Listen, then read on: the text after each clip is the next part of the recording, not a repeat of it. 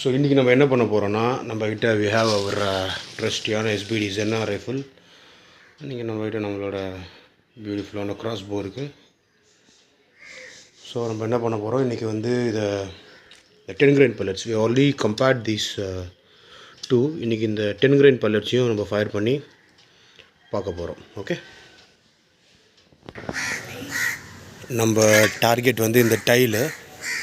இதை இங்கே ப்ளேஸ் பண்ணிவிட்டு நம்ம ஒரு அப்ராக்சிமேட்லி ஒரு 15 meters டிஸ்டன்ஸ்லேருந்து வில் ஃபயர் திஸ். ஓகே.